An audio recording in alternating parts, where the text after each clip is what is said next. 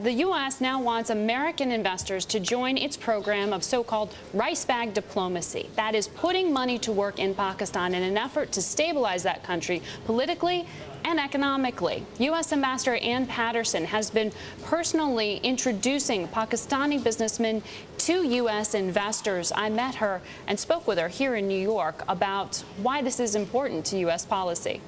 Well, I want American businesses to come to Pakistan. I think they can make money in Pakistan. They're missing out on opportunities.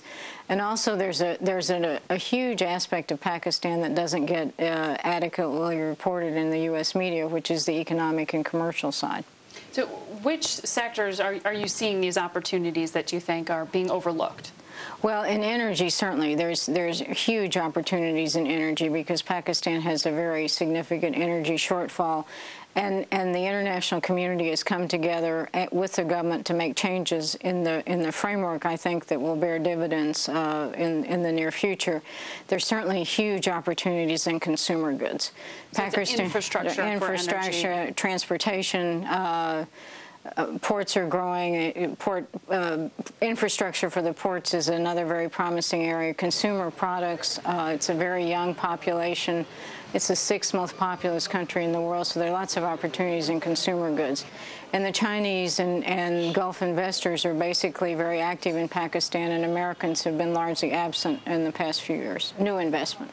Now, the question of attaching perhaps a Made in America brand or a Made in America corporation over there, trying to expand, the concern is that there are certain barriers, even to tapping into consumer demand there. YouTube and Facebook were just blocked within Pakistan because of some religiously offensive items that were posted there.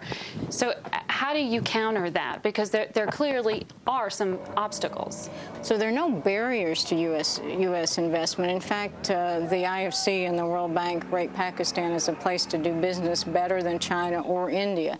No restrictions on repatriation of capital, no technology transfer requirements, no shareholder requirements. A lot of those normal third world requirements for investment were done away with in the past few years. So why is this look at investment or economic opportunity part of your portfolio from a foreign policy sense here? I mean, is this sort of rice bag diplomacy, the idea that economic development is part of security? It is part of security and employment that will absorb lots of young people into the labor market. They will be less attracted to extremist ideology. They will be tied into their society.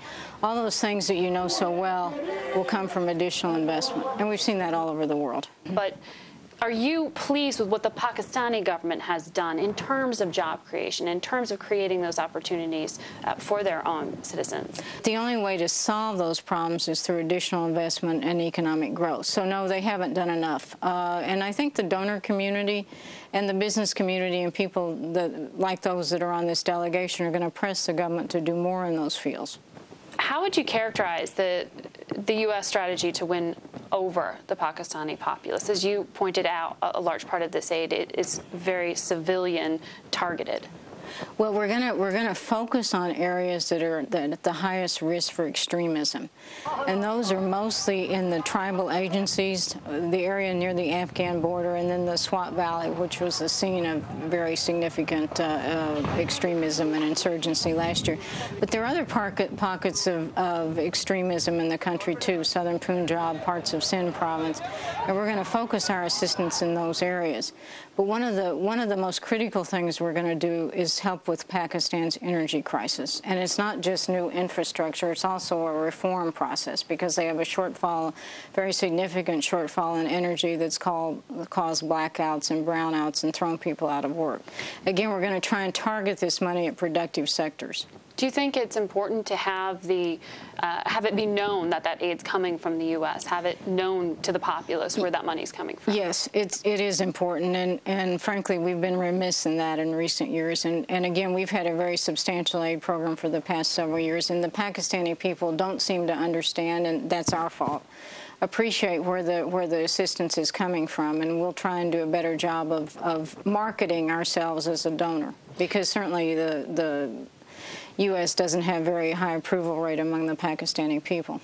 is that a hindrance to what you're trying to do in selling the idea and promoting the idea of the degree of support that the U.S. is giving? No, I think the U.S.-Pakistan relationship is extraordinarily complex. And assistance was cut off for 12 years, basically because of Pakistan's nuclear tests and the so-called pressure sanctions. And that's cost us enormously in terms of the U.S.-Pakistani relationship, because many Pakistanis think we have a transactional relationship that will be gone tomorrow, as soon as that will leave them in the lurch, as it were, vis-a-vis Afghanistan. And one of our jobs is to present this as a long-term commitment on behalf of the people of the United States to the people of Pakistan. And one way to do that is through commercial engagement, economic engagement, and assistance.